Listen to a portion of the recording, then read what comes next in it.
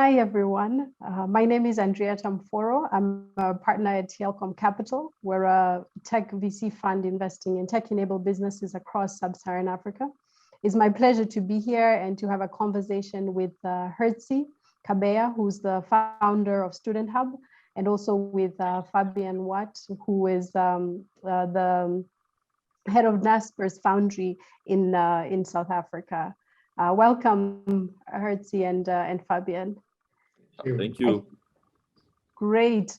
I think the way I would like to have this conversation is, just first of all to get an introduction of yourselves, and then of course, Naspers Foundry has invested in Student Hub, so it will also be great to get into a discussion around kind of how's that relationship going, how is are you benefiting from Naspers, from Fabian being part of your board, I understand, and then also zoom out now in terms of kind of South Africa and Africa tech opportunities. What's the future of Student Hub and our ecosystem, which is budding and has been growing quite tremendously over the last couple of years. So I'm going to start with Fabian. If you can just give a brief introduction of the Foundry. I understand that you have 1 billion rands to deploy to tech companies in South Africa. How are you thinking about the investments that you're making? What are the opportunities you're seeking? Yeah, so exactly. The Foundry is the Naspers Group South Africa focused early stage tech investment vehicle. As you mentioned, it's 1.4 billion rand, which at the time was around $100 million. Of that, we've deployed around $400 million. And so, yeah, it's about 1 billion rand left to deploy. At the moment, we've got a very full pipeline stretching from EdTech to InsurTech to marketplaces and quite a bit of FinTech, actually. And I think that makes sense in the context of where we are. I think it's, we've seen a lot of capital going to FinTech recently. So if you're a FinTech entrepreneur, now is an absolutely amazing time to be raising capital. And so it makes sense that we're seeing quite a bit of FinTech at the moment. Great. Are you only focused on South Africa? What are the amounts that you're investing? What stage? Yeah.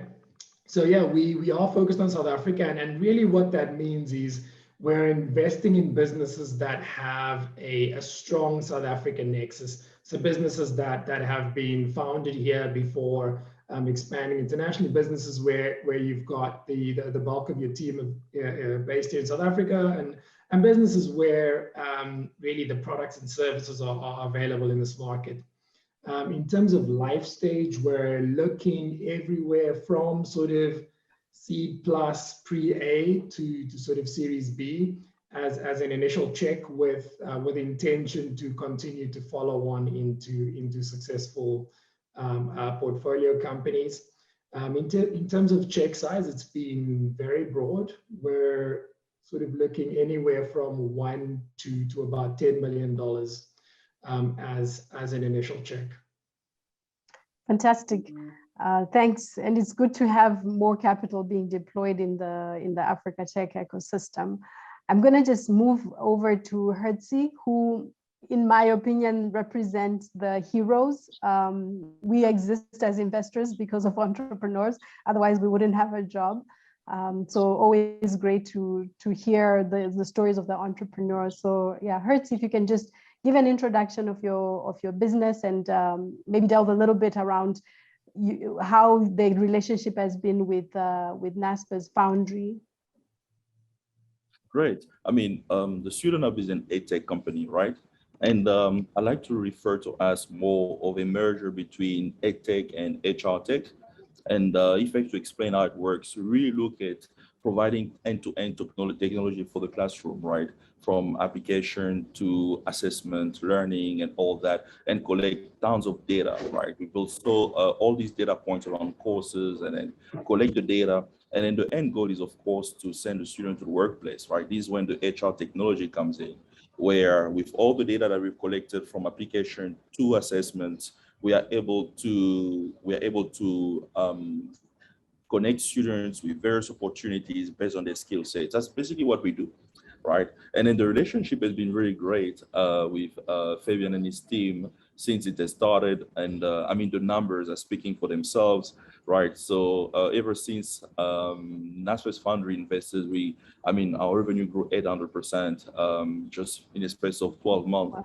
And you're looking at student numbers growing from like 1,700 to 30,000 students now, So it's really, it's been a story of growth, strong support from the Foundry team, especially where founders kind of lack the focus on things like legal and financials and stuff like that. We are product guys, right? We usually focus on product and commercial, the story going forward. So we kind of neglect the story going backward. And that's when Naspers Foundry has been very instrumental in helping putting up all the required structures and processes for us to be able to scale very in a clean way. Let me say, if I can put it that way. Fantastic. So not only are they bringing capital, it sounds like the Foundry is also bringing in support, kind of organizational structure to put the pieces around the business so that it can, as you scale, the wheels don't fall off, right? Correct. And just turning over to Fabian, I'm curious to get a sense of how you look at investments, and using, of course, we can use Student Hub as an example of kind of what are the things that you're looking for when you're making an investment. I mean, in a nutshell, we're looking for guys like Hertzie. And He's only one. Unfortunately, there's only one Hertzie. And so really, to add some context, when we started looking at the Student Hub, I think the business was at that time, right, it was a bit of a difficult time. The core business was constrained by COVID, by the pandemic. The business was going through a bit of a pivot. There were some issues around the capital structure. And so really, we had to take a view on the entrepreneur we were backing. The fact that he had he was a great entrepreneur. He had a proven track record of execution. We had to take a view on the fact that he was operating within a large sector, and he was just starting to scrape the surface, right? So there was still significant opportunity left. And that's what we did, right? And I think, as Hertzie's mentioned, the last year has outstripped even our bull case, and so it's been a particularly strong experience. And where we really focused at the moment is helping Hertzie and the team, prepare to further scale. The business Hertzie can talk about the vision going forward, but where we're sort of helping is really on helping get the business ready to raise a next round in the near term. All right. Okay. So if I'm an entrepreneur, I'm listening to you, Fabian. How do I think about, presenting my business to you? Like, what are the questions I should be thinking about that matter to you as an investor that you're looking to answer? Yeah, so I think we've touched on life stage and really sort of the check we're looking to deploy. Outside of that, we're looking to back phenomenal entrepreneurs who have skin in the game, are aligned to us, operate in highly scalable sectors, and in some of those sectors include fintech, edtech. We look at marketplaces. We've done a couple of things in insurtech, actively looking at health tech, ag tech. So those are going to be the main areas we invest in. There'll be some outside of that, but it'll, for the most part, those are going to be the core sectors. Okay, no, fantastic. I'm really glad to hear that you invested during COVID, and I think it speaks a lot to investors like yourselves, and as well as like ourselves, like locally based African investors, where like this is our focus, right? So we don't run away because COVID has happened, because this protest has happened. We kind of bought into the long-term opportunity on the continent, which I'm sure when Hertz is thinking about investors as well, looking for that type of entrepreneur who's in it for the long game. Yeah. Yeah, just to move the conversation a little bit, so to zoom out and look a little bit forward into the future for Hertzie and your business. I know right now my understanding is that it's mainly for South Africa focused, but I think it's a model that probably can go into other African markets. Like, what are your ambitions around expanding outside of South Africa? And then also, I think what we've also seen is that sometimes South African businesses stay in South Africa. And I wonder if you have any thoughts around how to motivate South African business to also see the opportunity in the rest of Africa. Great. I'll answer the first part actually in terms of the business scaling in other African countries and what the business case is. So we are currently in the process of actually expanding into another SADC country, right? With the potential to have, it's a huge student population of 2 million people, 2 million new students currently. And then we're in the process of actually exploring how to get in, and we are probably going to make the move by next year. Right, so the expansion, we are busy wrapping it up.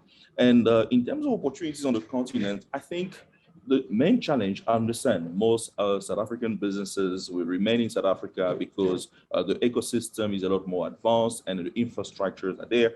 But then when you look at the cause, it has to do with information about the continent, right? So when you look at, we've got a lot of information about India, and about the US and the European market, because it's quite documented, right? You can just go on Google and you'll understand the ecosystem, how it works there. It's really documented. There's a lot of coverage and media coverage on that, but then it's not the same with African countries, right? So you do have Kenya, you do have Nigeria and South Africa getting the spotlight right now in terms of great ecosystem for tech businesses to scale. But then you have other stories on the continent, and it has to do with information and also how to customize a solution and monetize in those regions, right? So the mindset is different. There's a huge language barrier. Unlike China, where by scaling into China, you basically have one language, one currency, one legislation. But then when you come to Africa, you've got 54 markets that we like to think of as a single market, but it's actually 54 markets, different languages, different legislations, and all of that. So that can be quite scary for tech entrepreneurs to go in there, right? And also, we are always limited when it comes to cash. We don't want to dilute, we don't want to go raise funds, we just want to keep building and growing. So venturing out of South Africa becomes a bit tricky. But then I think over time, as more African markets have to be documented and getting coverage, I think we'll see more and more South African-based businesses scaling on the continent. The opportunities are plenty. It's just that we don't have enough information to make that first step. Great. Yeah, it's a great perspective, and I think a lot. Many of the points that you've raised, are quite clear. And I think, we do need to be able to kind of bring the information together, harness that, so that the opportunity can also be tapped into the rest of Africa. At least is my view, sitting out of Nairobi and investing in this part of here, as well as in Lagos. We have a few investments in Lagos as well, so do see opportunities there. So we need to wrap up. We're a bit out of time, but I think maybe for our viewers, I would be keen, if you could share a parting thought around, with Fabian, maybe if it's around kind of what is the opportunity that you see in Africa tech, because anyway, my view is that it's people like you who are building the future of Africa that we want to see. So a lot of responsibility is in your hands. Great. Fabian? Yeah, from our perspective, right, hopefully we've shown over the last 2 years that we are definitely open for business, and we're looking for great entrepreneurs to back. So if that's you, please do reach out. Great. My message to entrepreneurs out there is to do with basically what I believe is a secret sauce, right?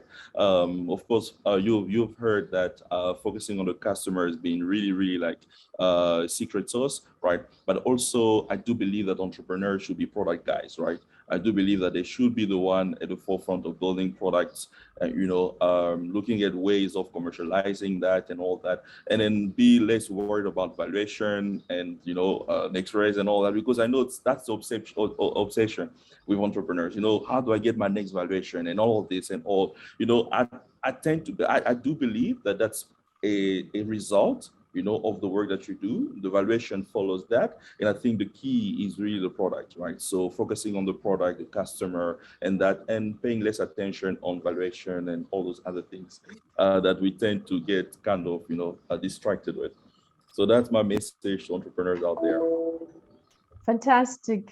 Thanks very much, Fabian and Hertzi. I think it's been a great conversation. I think my takeaways from this conversation, one is around, the need for more locally based Africa-focused VC funds, because they're in it for the long haul. So despite COVID, they can travel to you because they're in the home country.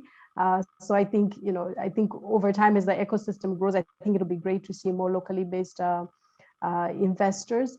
I think there's the piece around the Africa opportunity. So, there is an opportunity across the continent. It's just now trying to figure out how to cut up the elephant and see where to expand to and where the opportunity is. But yeah, there are many opportunities on the continent. There are more investors that are out there seeking to to fund these opportunities. So it's quite an exciting time in Africa tech, if you ask me. I've been around for about 10 years in this space, and it's really evolved remarkably.